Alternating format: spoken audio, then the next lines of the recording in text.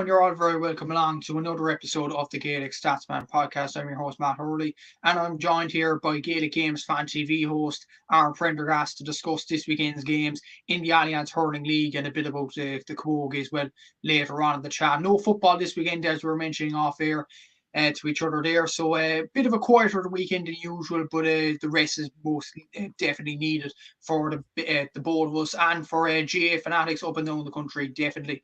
Before we get into the podcast, I'd like to mention our sponsors today at Capture Athletics. If you want gear like this that I have at the moment, and hoodies and jerseys for your club, your local club in Gaelic Games, be sure to check out Capture Athletics online and check the link in my description to check them out.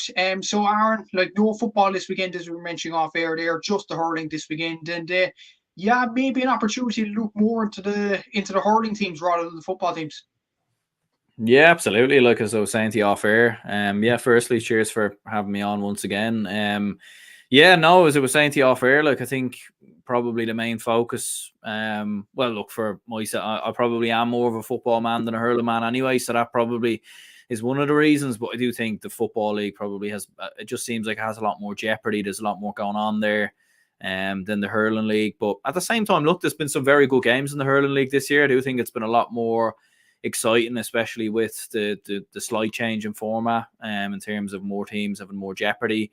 Has made it a lot more entertaining. And I think we saw some very good games so far. The likes of Clare and Cork on the opening weekend, I thought was a very good game. And yeah, looking at some of the games this weekend, like you could have some absolute crackers. Obviously, Limerick Tipperary, Clare Kilkenny, Galway obviously going up against Dublin as well, which probably from a Dublin perspective, like I think, it would be speculative of myself to predict us getting anything from that game, albeit our record against Galway hasn't been too bad down in the years. And yeah, Waterford, Wexford and Offaly, Cork as well. So yeah, some big games, some interesting games, and yeah, looking forward to previewing them. Yeah, exactly. So, and before we get into the games, we'll usually talk about the weekend Gaelic games. And to be honest, there's been only one story this week, so we'll get into that. And it is 1 and 2 really, and it's returnees. So two big returnees this weekend, or this week, should I say, was Marty Clark, the legendary Down footballer who's actually returned for after a long period of time out playing AFL and then going back to do punditry. He's now back in Conor Laverty's team as a goalkeeper for that Down team, so should be a boost for them. And not only that, we see Johnny Glynn is rumoured to be back in the Galway team in hurling as well after his exploits, obviously with New York footballers last season as well. So first, Marty Clark, Aaron, did you expect this coming?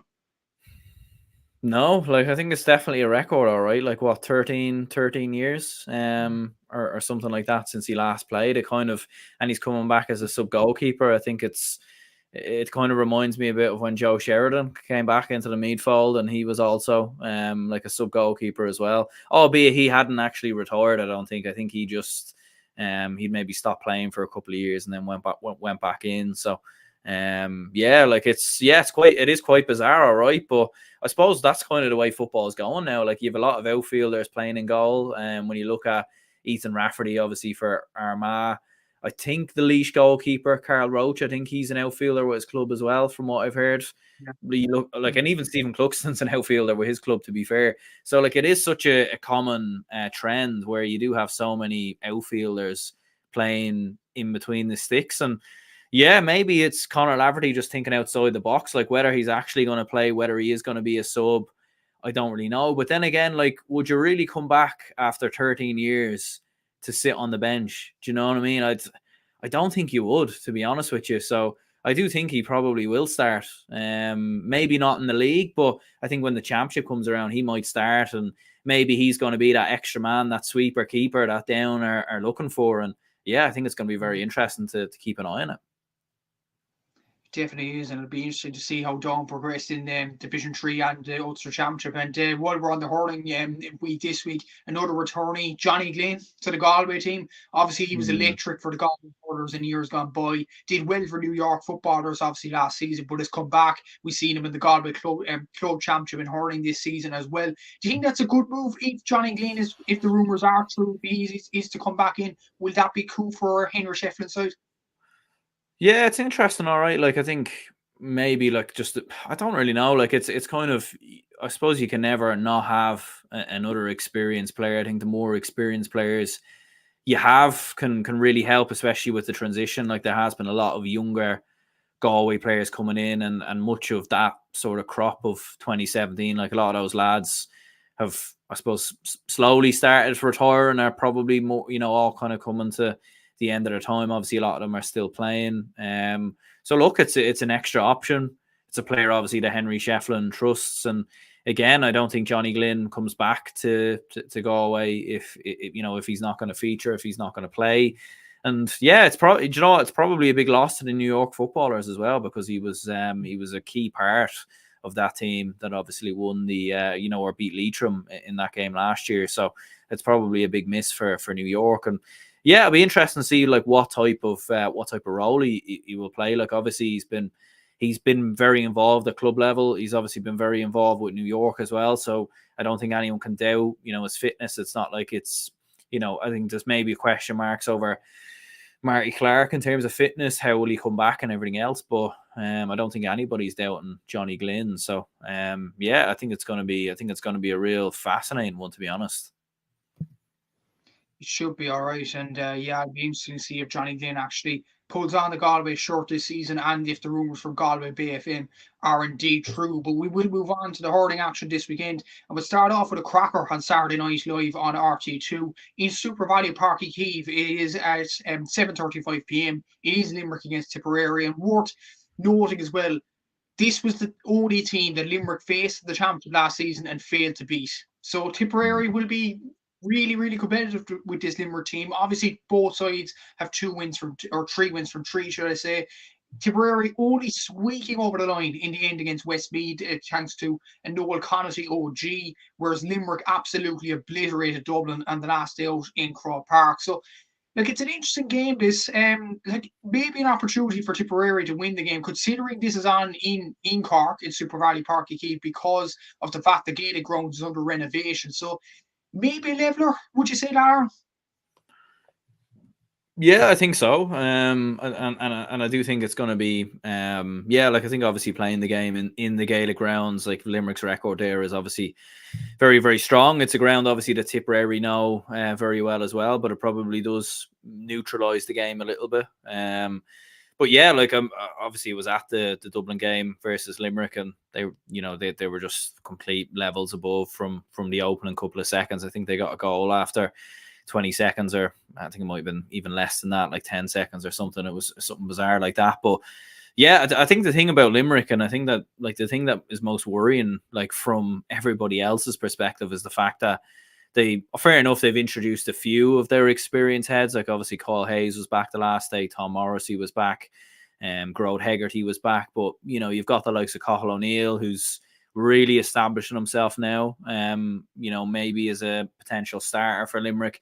You've got Adam English, Donegal Dawling's looking very strong as well. He scored a couple of goals the last day versus Dublin. So yeah, like Limerick have a wealth of options. And I think for Tipperary, like it is one of them. And I think for Liam Cahill as well, just to sort of get that win against Limerick, because, it'd be interesting to see what Liam Cahill's record is against Limerick. I can't imagine it'd be great. Maybe he's beaten Limerick in the league when he was in charge of Waterford. I'm not entirely sure. But in terms of championship and league, his record against them mustn't be very good. So I think it's a massive opportunity to try and get at least a win. It could just give them that bit more confidence when they play each other in Munster further on down the line. Obviously, it was a massive win when they played Westmeath the last time out. They had a very good result against Galway as well, and even beat Dublin fairly comfortably. So, yeah, like Gerard O'Connor, like he's been the main man there. So it's going to be interesting to see what type of plans Limerick have for him. But yeah, I think it's huge for Tipperary, because considering, I know Tipperary are, it's not like they've been going their strongest starting 15 either. But I just think if Limerick, especially with it not being in the Gaelic grounds, obviously maybe not starting some of their better players, if those Limerick younger lads rock up and beat Tipperary, I just don't think it will do Tipperary hurling any good in the long term, in my opinion. Yeah, it should be an interesting game, all right, considering the Limerick team has just come out before we recorded this podcast. They have Cathal O'Neill at centre back. at number 6, which should be very interesting indeed to see that Wow. type of dynamic. Kyle Hayes isn't on the panel, so that's big news in its own right. Dermot Burns, it's a half-back line of Dermot Burns, Cathal O'Neill and Colin Coughlin. I know both Coughlin and O'Neill are very, very good players and have been good in Fitzgibbon and for Limerick over the last few seasons. But considering Garrett O'Connor, as you mentioned, his form is absolutely terrific and he plays as centre forward for Tipperary. Will that be an opportunity for Tip to maybe take advantage of this game, considering if the matchups all match up, no pun intended, Colin O'Neill will go on Garrett O'Connor. Like, will that be a test for Colin O'Neill in his own right? Because he's much more used to attacking more than defending. Yeah, like I'm not entirely sure. Like I don't know if that's John Coyley playing a bit of tricks and playing a bit of games and everything else, just trying to get in the head of the opposition. Like we see this so many times in both football and hurling. You can never really know whether you can take it seriously. But look, we to be fair to John Coyley, we've seen him do it before with Kyle Hayes. To be fair, you know, he obviously brought him back to playing at wing back, and that was a bit of a masterstroke at the time. So we have seen him do it. We saw him bring Dan Morrissey from half back into full back. We've seen him make, you know, change, rotate players' positions all the time. To be fair, push some players further up the pitch. So it could be something he looks towards. But yeah, it is an interesting Limerick team that's been named, and I just think it's a huge opportunity for Tipperary. I think Tipperary probably need to win this more than Limerick need to win it. Just for the fact that I think Tipperary could really do with a bit of silverware and could really do with getting to the league final or potentially winning it. So yeah, look, it's an interesting Limerick team named, but it's probably not that big of a surprise to hear certain players missing as well, because we know that John Coyley does like to rotate quite heavily throughout the league. Quite interesting as well in the full forward line. They have Aaron Galan and Peter Casey both back in the team, and they weren't there to be seen against Dublin. So maybe he's going to go over this. We'll have to see on Saturday evening. But Tipperary, like, they do have good players there, obviously, other than Garrett O'Connor, as you mentioned. Like Jake Morris is doing well at the moment and he has more of a leadership role. I think he's the vice captain or captain of the team. You have Billy Seymour on the bench, and obviously he was excellent for Kildangan in the club championship. So, like, as you mentioned with Tipperary, it's an opportunity to beat Limerick. But like, a lot of the commentary about Tipperary in the off season was they would struggle in Munster because of Liam Cahill's kind of disconnect with the fans and the fact there was no Kildangan players in the Tipperary panel. I think Alan Flynn came out with a statement and complained about that. Now you have Billy Seymour in the panel for Tipperary. So considering they have 3 wins on the board and they were pretty comprehensive winners against Dublin and were very good against Galway as well at home, in fairness, do you think the commentary around them in the off-season was a bit unfair in its own right? Because there's still some quality players on the pitch for Tipperary. Yeah, like I think it's one of them where maybe 1 or 2 players weren't happy with the manager, but I do think all in all, when you look at where Tipperary were from, you know, considering the season previous, obviously under Colin Bonner, like they've been massively going backwards. And to be honest with you, I think if things went really bad for Tipperary this year under Liam Cahill, I think people would start to have to look more at the players. I think they really, really would, because like Tipperary won an All-Ireland back in 2019. They've had a huge amount of underage success. They don't really have excuses. Like they can't really be making any excuses, in all honesty. And I think they do have a very good side. Like obviously they were beaten in the quarterfinals in that game versus Galway last year, but they had some very, very good games in Munster. As you said, like they were very close to beating Limerick. Obviously that game finished a draw. So there's a lot of potential in Tipperary. And look, Munster's going to be tough. A lot of very, very good sides in there. You know, Clare, Cork, and Clare, Cork, Waterford, Limerick, obviously as well. You know, you've a lot of very, very good sides. Waterford maybe might struggle a little bit, but it will be tough for Tipperary. So, yeah, I think maybe slightly blown out of proportion. And it's been a very strong start to silence the doubters. And I think if they can go out and beat Limerick this weekend, it would silence the doubters even more. Do you think that'll be the case? Do you think Tip will rock up and beat Limerick here? It's a hard one to know, because when you mentioned, I didn't hear you mention Aaron Glenn. It started initially, so like if he does start, but does he actually start though? That's the thing. Like, could there be late changes? It kind of is hard to know. I don't know. I think I'd just edge a Tipperary because of their form. But again, this is one of them where it could, a draw mightn't even be a bad show here. Yeah, it's a tough one to call, right? I said on Seamus's podcast before, and check that out if you haven't already, that Limerick would win this game. Seamus agreed with me as well. I'm going to tip it to Limerick. I'm going to stick to my word and say that Limerick win the game. But considering Tipperary have 3 wins in a row, Limerick have 3 wins in a row, both on similar form, it should be interesting to see how it ends up on Saturday evening. Before we get into the next game, commenting here, Kid Cuddy, Gaelic Statsman merch. Yeah, thanks to the lads at Captures Athletic for offering to me this gear. So thanks to the lads once again. We'll move on to the next game, and this is Division 1A. Clare against Kilkenny on Sunday at 1:30 live on TG Car. I said this to Seamus on his podcast. This is a huge game for Clare. Do you agree with me, Aaron? Considering like the last 2 semi-finals against Kilkenny in the All-Ireland Championship, Clare flattered to the sea more or less. 2020, 2022, they were absolutely blown out of the park. 2023, they made error after error and hit a number of wides, and ultimately they only had themselves to blame last year for losing to Kilkenny. And me and Seamus were talking about this, about a mentality factor. If Clare managed to win this weekend against Kilkenny, maybe that will give them the confidence to maybe beat Kilkenny in the All-Ireland Championship, because they've been close to Limerick over the last few seasons, but the one team they struggle against in the All-Ireland Championship, and it's no secret, it's Kilkenny. So is it crucial for Clare to get a win this weekend?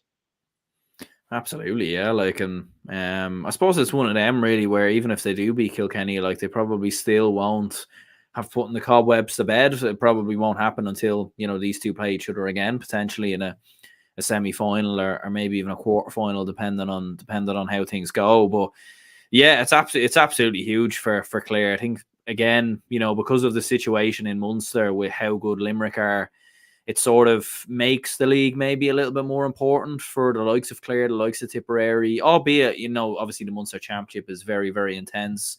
And, if you get to a league final, it means your preparation might be cut in time.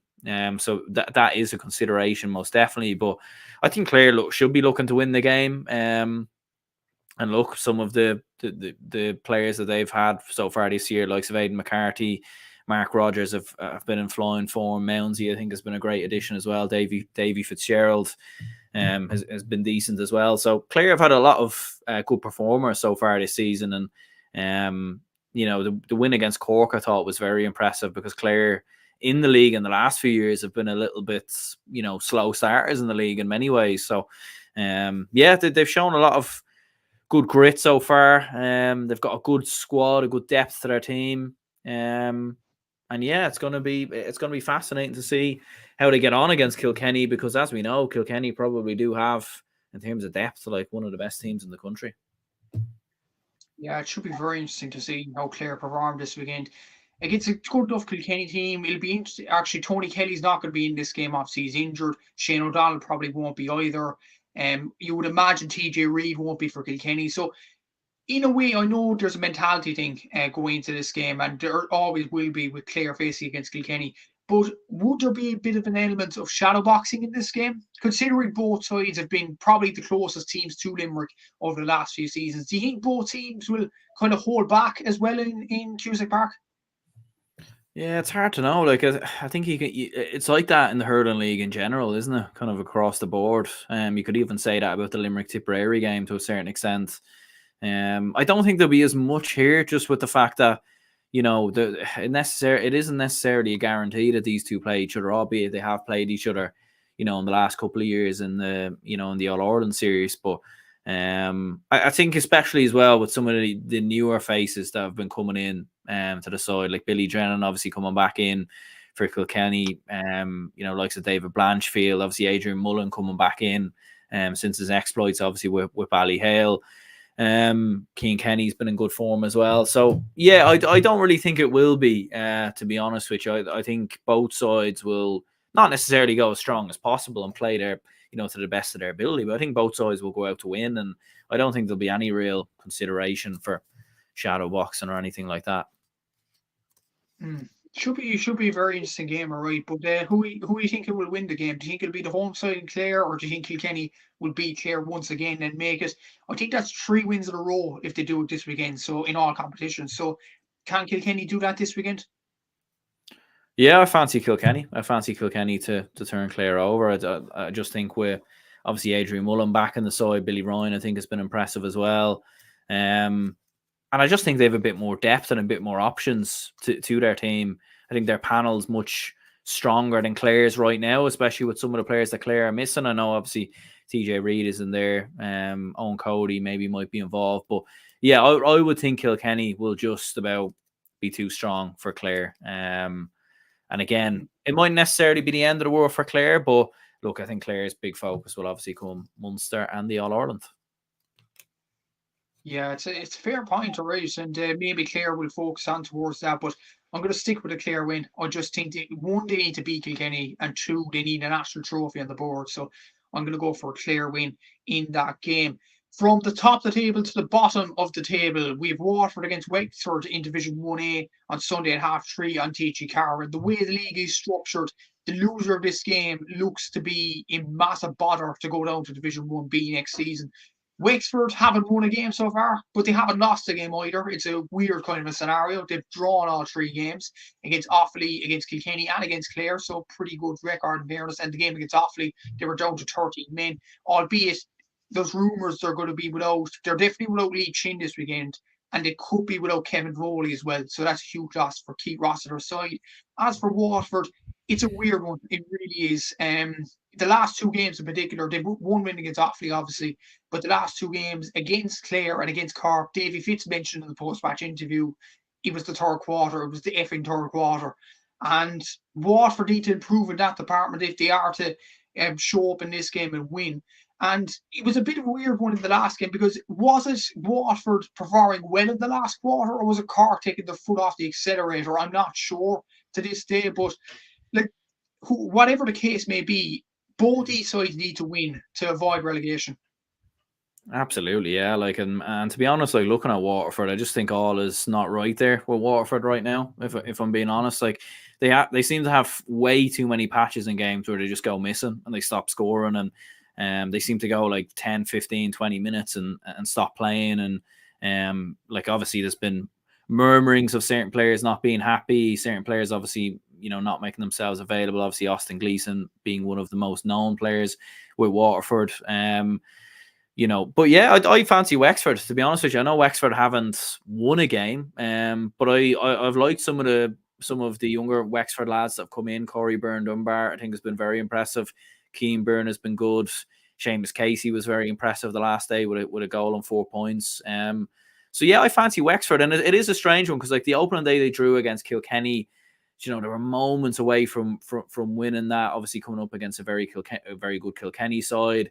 Against Offaly, they went down to 13 men. They managed to drag that out and still get a result. I didn't see any of the Clare game, to be honest with you, so I don't know the whole scenario around that one. But what I do know is that Wexford have shown a good bit of fight so far, and I do think they will have enough to get over the line against Waterford. I think Waterford have far too many patches in games where they just go missing, and I think it is a very worrying trend for Davy Fitz's men.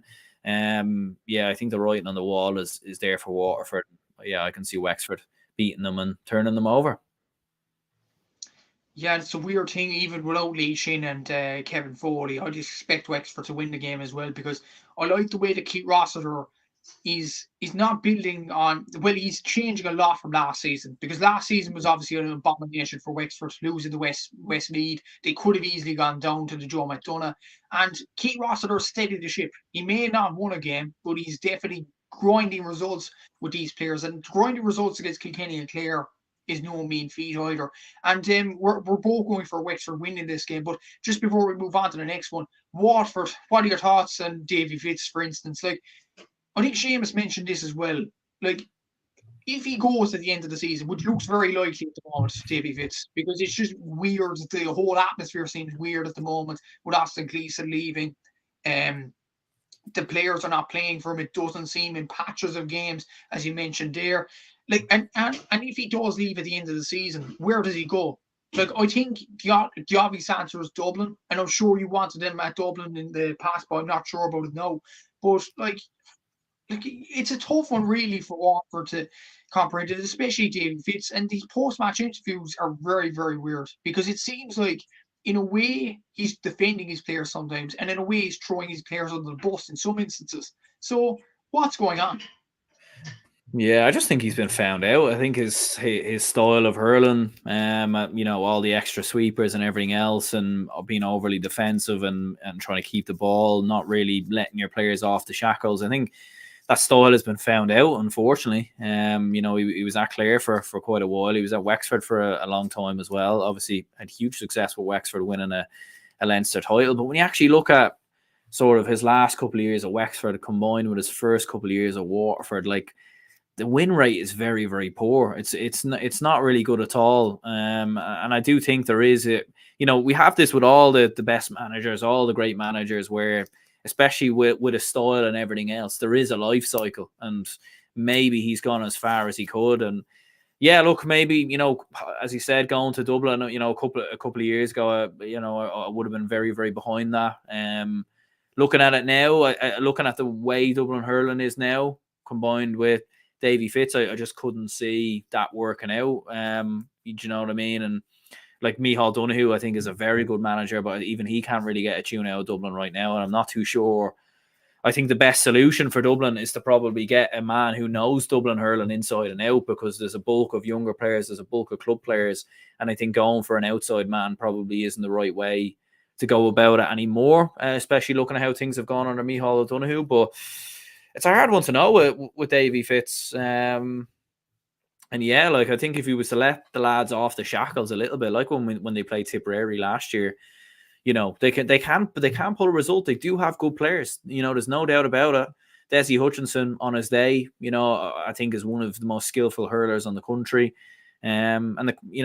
Will he be a big player for Waterford this year? It's hard to know. So there's just a lot of question marks over Waterford at the minute. There is, and it's hard to see where they get the win in Munster as well come the summer. But we're both predicting a Wexford win in this game. And we spoke a bit about Dublin, Davy Fitz there. We're speaking about Dublin now under Micheál Donoghue. They're going to Galway this weekend at Pearse Stadium at 1:30 in Division 1B on Sunday.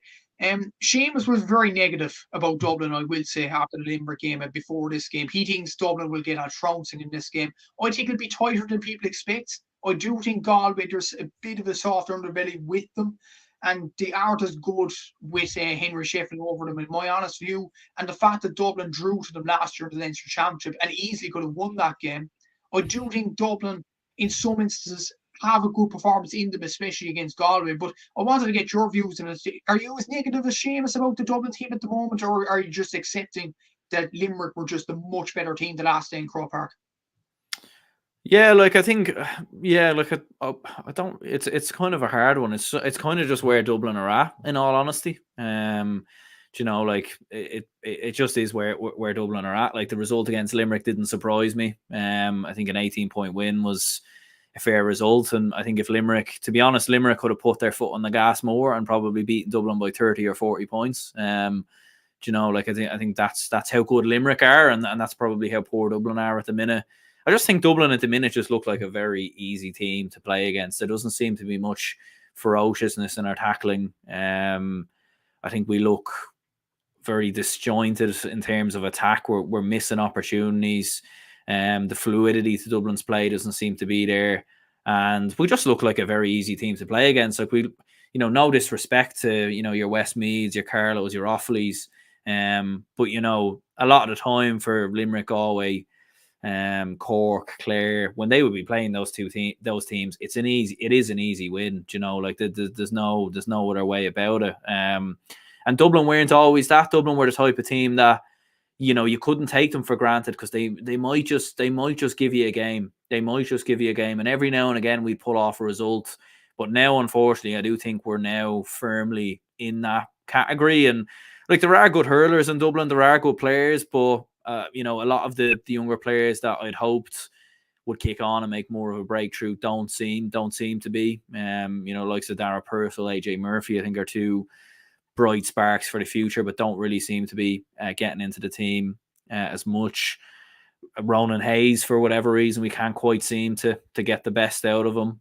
He looked like sort of a main focal point for Dublin a couple of years ago.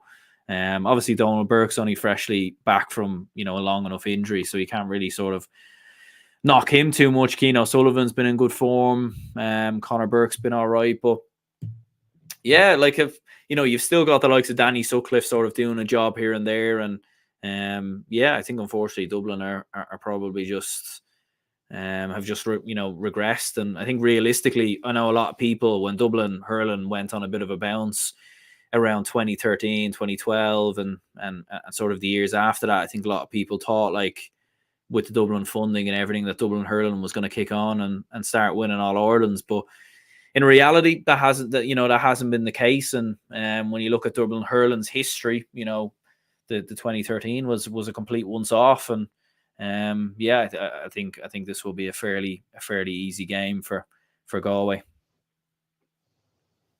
Would you think this would be 10 points plus this game against Galway? Okay. The thing is, like, Dublin have a tendency to fight, especially against Galway. So, like, there's always a chance. I do think, before you say anything, Galway are probably the favourites in my book to win the game as well. But I think it might be tighter than people expect. Maybe Dublin will bounce back in this game when no one expects them to. Yeah, I think it depends on Galway. I think the only way Dublin make the game closer is if Galway underperform and miss opportunities, like they have done a lot of the time when they played Dublin. Like, obviously we drew with them last year as well in Croke Park. So yeah, like Galway have got like, it's a hard one to know. I don't think, maybe it mightn't be 10 plus, but I could see it being 7, 8, or 9, and I could see it being very comfortable. I could see Galway maybe having a 6 to 7 point lead at half time, and they just maintain that lead the whole way through. Like Jason Flynn's been in good form for them so far. Evan Noyle and Conor Whelan's obviously back in since the Antrim game. So yeah, I think I could see Galway probably by 7, 8, 9. But again, if it was 10 plus, I wouldn't be too surprised. Geez, you Dubs are very, very negative about your team in here. But no, I'm going to say it's going to be tight. I'll lead Galway by about 3 or 4. I do think Dublin will stick with them. I wouldn't be surprised if they lead at half time and then Galway start to perk up in the second half and produce a show. But I do think it'll be tighter than people expect, and they book Galway to go on and win the game eventually. We'll move on to the next game in Division 1 and Division 1A, the final game in Division 1A of the weekend. Offaly against Cork in O'Connor Park at 1:15, live in the TG Car player and app. Offaly have really done well in the league campaign. Killian Kiley in particular has really excelled at centre back. You have Adam Screeney coming into the senior team, which I think many people have been excited to see. You have Charlie Mitchell there as well. Owen Cahill still scoring from the free. So Offaly seem to be doing well under Johnny Cahill, albeit they've only got 1 point out of possible 3 games. And even against Kilkenny, though, in the last game, they led at half time in Nolan Park. And if it wasn't for a third quarter surge, Offaly could have easily caused a shock in that game. So they look to be good at the moment. Cork got their first win of the campaign against Waterford in Super Valley Park and Keeve the last time out, with Jack O'Connor excelling with 1-3 from play. But really took their foot off the gas in the last 10 minutes or so against Waterford, which was concerning. But you'd be very surprised if there's anything other than a Cork win this weekend. Yeah, absolutely. Like I think Offaly are definitely on an upward trajectory. Like I think when we were speaking about Dublin there, like Dublin are probably regressing year on year, but I think Offaly, especially with their underage recently, and as you mentioned, like Adam Screeney, Charlie Mitchell, Owen Cahill's obviously been flying the flag in Offaly for a good couple of years now. So yeah, I think Offaly, like things are looking positive from an Offaly perspective.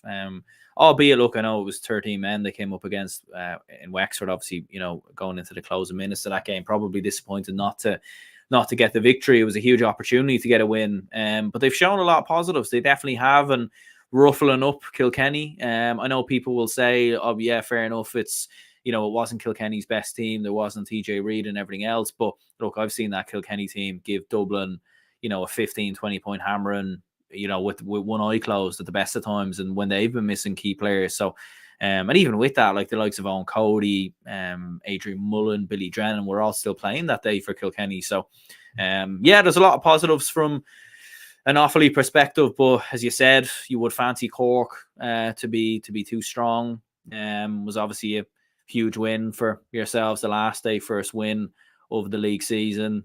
Jack O'Connor obviously back in the side, goal and 3 points the last day. So yeah, I think Cork will be too strong. I think that goes without saying. But I do think Offaly will give them a bit of a rattle at different points. But I think Cork will probably win it by maybe 6 or 7.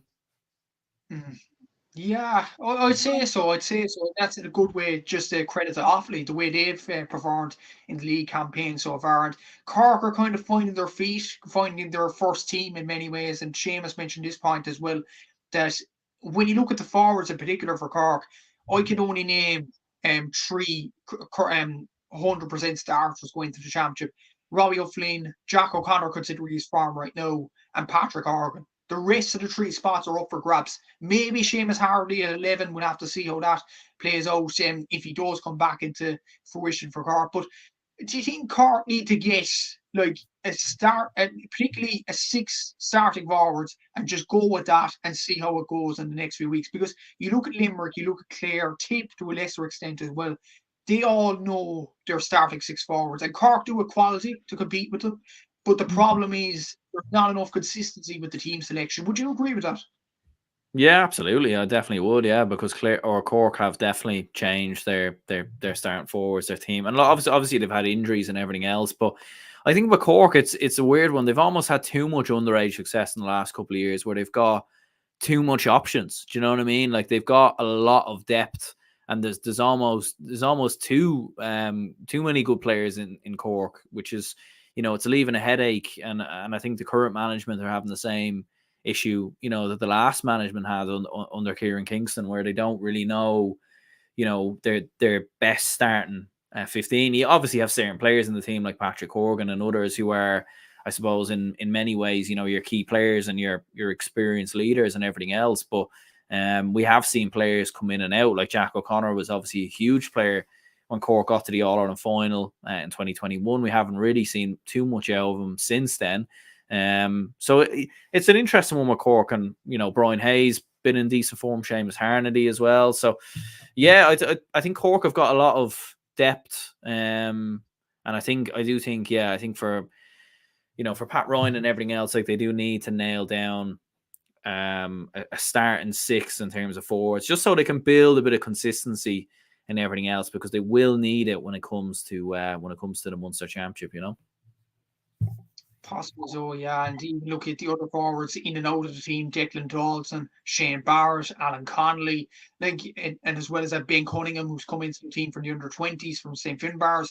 There are a lot of forwards there, and there's even rumours that Darragh Fitzgibbon will go into centre forward as well. I'm not entirely sure about that, but then again, it'll be interesting actually. Like Luke Meade is usually played the forwards, then he got dropped to midfield. Even midfield, we don't know who's going to play there. Like you've Fitzgibbon, you've Meade, you've Ethan Toomey, and you've Brian Roach. So you actually don't know your midfield pairing either. So honestly, like it's a worry for Cork. Maybe it's a good headache, maybe it's a bad headache. But what Pat Ryan needs to do is get a starting 15 going, and maybe the last 2 games against Wexford and Offaly, no disrespect to them, maybe it's an opportunity for Cork to nail down the starting 15 before the Munster Championship. And it looks like the Cork team won't get to the semi-final of the league, and maybe that could be a blessing in disguise for them to build more into the Munster Championship. But we are predicting a Cork win this weekend. And moving into the final game in the Hurling League Division 1 this weekend, we've Westmeath against Antrim on Saturday at 3:30.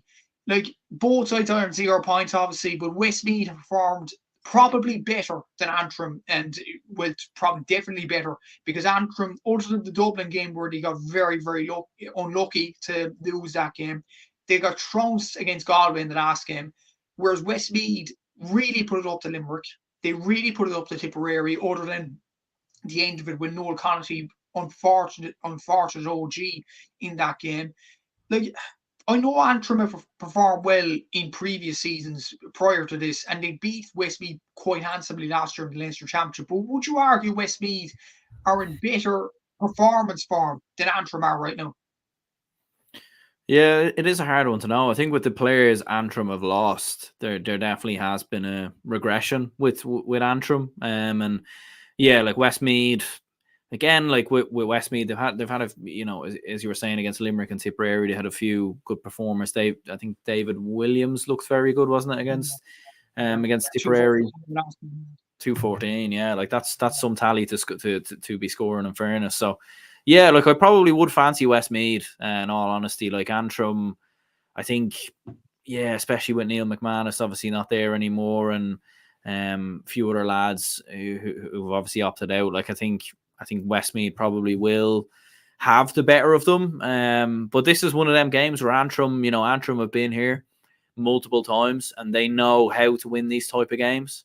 And Antrim maybe would have been targeting this game, and everything else, albeit with the new structure. Both of these might still go down anyway. It's kind of hard to know, but yeah, I would fancy Westmeath. I think they've just shown a little bit more over the last few games as opposed to Antrim. Yeah, I'd probably predict Westmeath to win the game as well. But you make a very good point that Antrim could have targeted this game from a mile off and went gung ho for this game compared to the Galway game where they kind of knew they were going to lose that.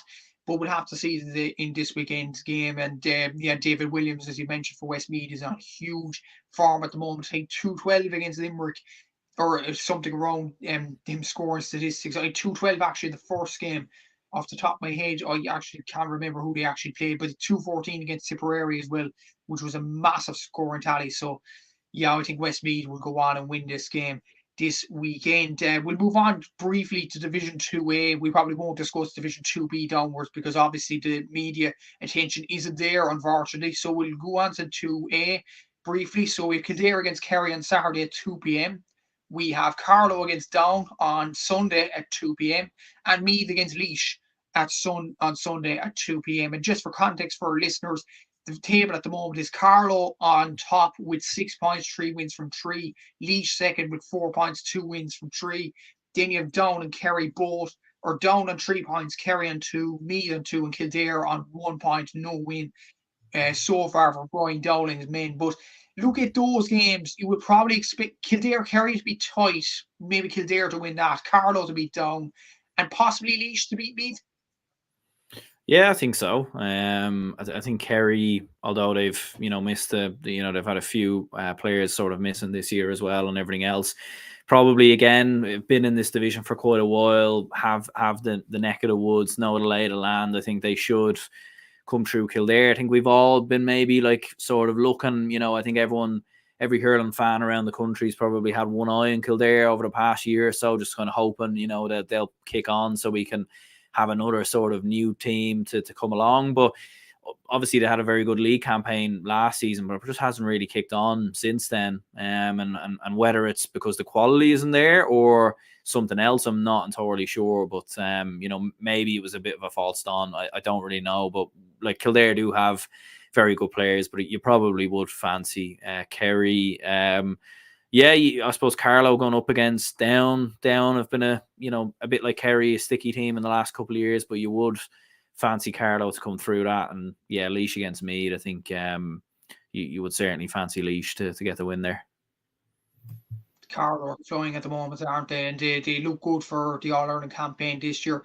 And like the Joe McDonagh Cup champions, they beat Offaly last year, and Offaly look at them in the league. So like how good are Carlow? We'll have to see over the next few weeks, but they should win this game at the weekend. As should Laois, and Kildare just slightly like Brian Dowling's in, the former Kilkenny Camogie coach. So like he has to get his first win on the board as Kildare manager, excuse me. So like I'd say Kildare will go on and win this game as well. Before we leave, we'll run briefly over the Camogie leagues as well, the very Camogie league. Just Division 1A, we'll move on to Division 1B maybe in another podcast. But starting off with the first game, Cork against Tipperary on Saturday at 12 p.m. on the official Camogie YouTube channel. Cork have kept kind of the same team as last year, All-Ireland winners, obviously. Actually, Amy O'Connor didn't play in the last game. She didn't start anyway against Waterford, where they won by just a goal. Orla Callahan getting the goal in that game. But they do have new players in. Orla Mullins in the team is going well. Katrina Mackey as well. Fiona Keating. Saoirse McCarthy did well in the forwards. As for Tipperary, they beat Galway in the last day out and they scored 3-10. Emer McGrath got 3-7 of that. So she did absolutely brilliant in that. Cauta Van is obviously a good player. You have Karen Kennedy, Karen Blair. So Tipperary, obviously All-Ireland semi-finalists last year. So even though the game is in Cork, you would expect Tip to put it up to them, but eventually Cork to get over the line. Yeah, I think so. Like Cork have, I suppose, done just about enough in the last 2 wins, obviously against both Waterford and Kilkenny. And yeah, obviously two wins from 2 so far. I think they've been, I suppose they have the lay of the land, the neck of the woods, and everything. They know how to come through these type of games. And as you said, like Amy O'Connor obviously missing the last day, but she was involved, I think, versus Kilkenny. Katrina Mackey, I think, was very good that day as well from looking at highlights and everything else. So yeah, I think you would fancy Cork to come through, but yeah, it is a bit of a sticky game, and I suppose it is a game that Tipperary do need to win, in fairness. Yeah, they've one win on the board so far. The only win coming against Galway last time out. So yeah, they probably need to win. But Cork look really, really good at the moment.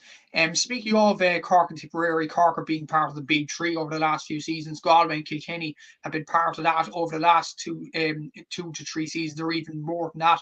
They play on Saturday at 2 p.m. But to be honest, both these teams are kind of in transition. More so Galway. I know Cathal Murray's still the coach there, but you have no Sarah Dervin, you have no Heather Cooney, you have no Niamh Kilkenny. You do have good players like Orla McGrath, Siobhan McGrath, Roisin Black, Dervla Higgins, Aoife Donoghue. Like, there are good players in Galway, but to miss those experienced players is going to be big for them in this season in particular. Kilkenny are kind of the same. I know Miriam Walsh, there was rumours about her coming back into the team. She doesn't seem to be in the team in the first few games for Kilkenny. I'm not sure what the story is there.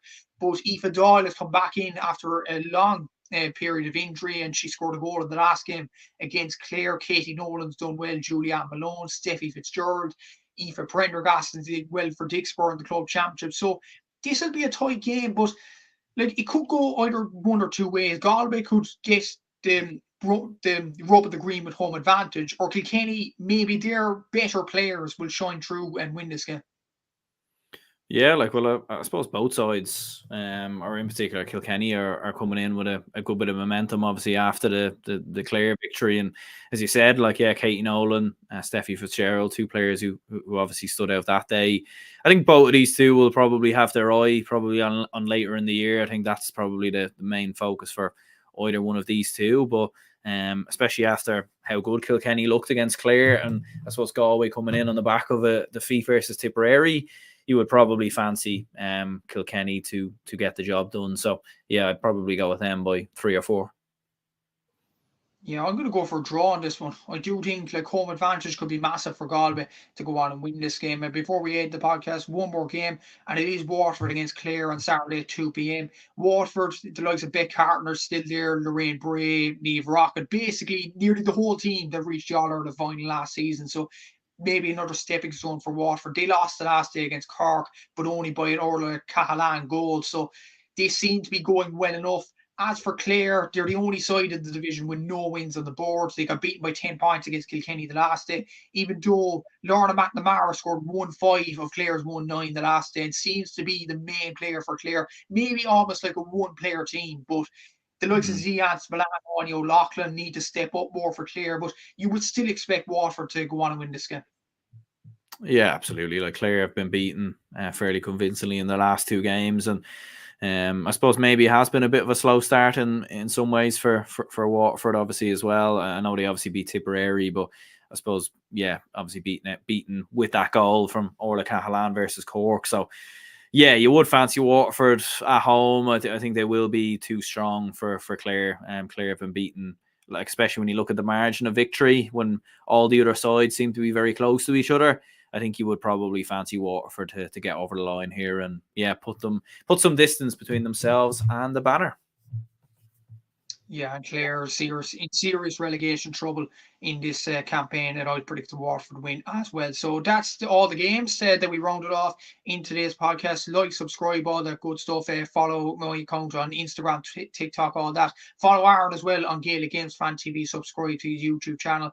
Follow TikTok and Instagram and all that good stuff as well. Thanks to Capture Athletics for sponsoring today's podcast. Check out their gear if you haven't already. And until the next time, lads and ladies, we'll see you in the next episode, and take care.